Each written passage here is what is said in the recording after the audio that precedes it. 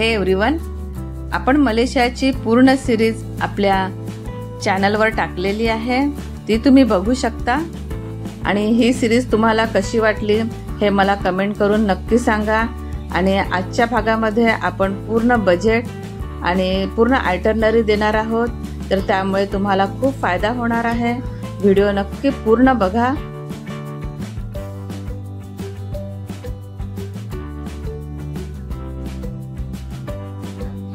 आज आपण मलेशियाची पूर्ण आयटरनरी आणि बजेट प्लॅन कसं करायचं ते बघूया। आम्ही रिसेंटली मलेशियाला जाऊन आलो, आम्हाला अतिशय कमी खर्चात मलेशिया बघायला मिळालं। मुंबई टू मलेशिया ही फ्लाइट आम्हाला 20 ते 21 हजाराला पडली आणि कोलालंपूर वरून आम्ही लंकावीला गेलो, ती फ्लाइट आम्हाला 3 ते 4 हजारात पडली। तर पूर्ण फ्लाइटचा खर्च आम्हाला 24 ते 25 हजारापर्यंत आला आणि ही ट्रिप आमची 7 दिवसांची होती। आता आपण बघूया जेवणाचा खर्च किती होतो।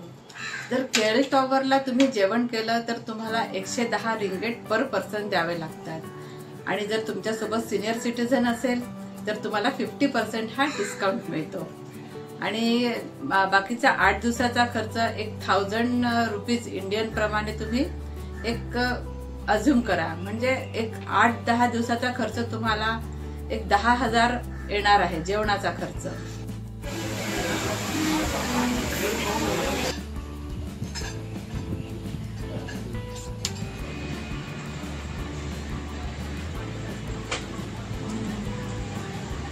तर आता आपण बघूया हॉटेल। तर हॉटेल आम्ही केलं होतं कोलालंपूरला, एअरबीएनबी वरून आम्ही ते बुक केलं होतं।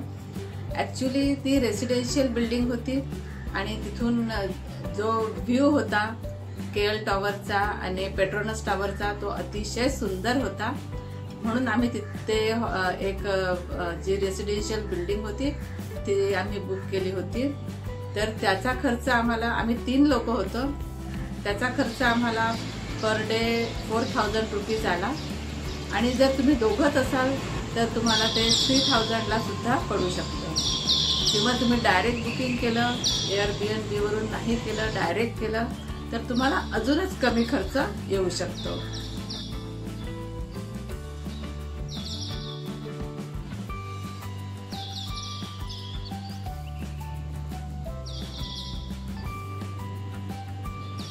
पण लंकावीचं बघूया।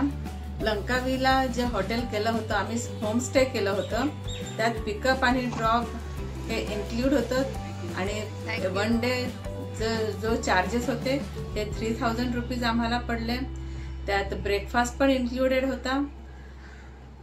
तर पूर्ण मिळून आपल्याला जे पॅकेज झालं राहण्याचं, हॉटेलचा खर्च जो झाला तो 21,000 झाला, म्हणजे 7 दिवसांचा 7 days 8 nights। मी तुम्हाला हे होमस्टे पण दाखवते कसं आहे आतनं। आणि याचं नाव आहे लंकावी कंट्री लॉज। इथला ब्रेकफास्ट खूप छान होता, अगदी पोटभर होता, त्यामुळे आम्हाला बाहेर सकाळी जेवायची काय गरजच नाही पडली। आणि इथलं आजूबाजूचं वातावरण पण खूप छान होतं, अगदी थंड आणि मस्त होतं।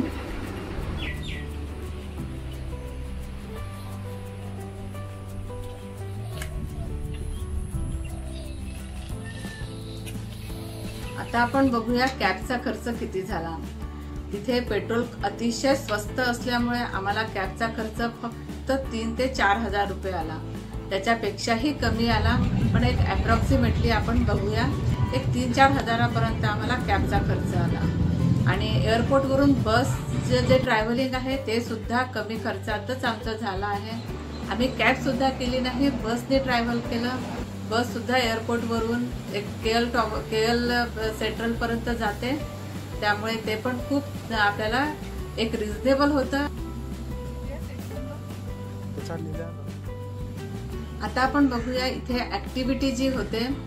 ऍक्टिव्हिटी म्हणजे आपण आयलँड हॉपिंग करणार आहे, स्काय कॅबला जाणार आहोत, तर किती खर्च येतो ते पण बघणार आहोत। तर आयलँड हॉपिंगला एक 40 रिंगेट आपल्याला लागतात, म्हणजे 800 रुपये आपल्याला लागतात पर पर्सन। आणि स्काय कॅबला 85 रिंगेट लागतात, म्हणजे एक 1700 रुपये पर पर्सन लागतं। आणि हे सुद्धा बुकिंग आम्ही क्लूक वरून केलं होतं। क्लूक असा एक ॲप आहे की त्याच्यावरून केलं आपल्याला खूप इझी होतं आणि आपल्याला डिस्काउंट पण मिळतो। आणि अजून ॲक्टिव्हिटीसाठी तुम्हाला एक 100 ते 200 रिंगेट लागतात। ते तुमच्यावर आहे, तुम्ही किती खर्च करता आणि किती ॲक्टिव्हिटी करता। ॲक्टिव्हिटीचा पण खर्च एक 10,000 पर्यंत आपण पकडूया। आणि लंकावीची आपण पूर्ण सिरीज टाकलेली आहे, ती सुद्धा तुम्ही नक्की बघा, तुम्हाला भरपूर आयडिया येईल त्याच्यामुळे। आणि तुम्हाला माझा व्हिडिओ आवडला असेल तर नक्की कमेंट करून सांगा की तुम्हाला याच्यातलं काय आवडलं आणि बजेट कसं होतं, बजेट तुम्हाला आवडलं का। आणि तुम्हाला काय डाऊट असेल तर मला नक्की कमेंट करून सांगा, मी त्याचे नक्की उत्तर देण्याचा प्रयत्न करेल। आणि तुम्हाला माझा व्हिडिओ आवडला असेल तर लाईक, शेअर आणि सबस्क्राईब करायला विसरू नका। थँक्यू।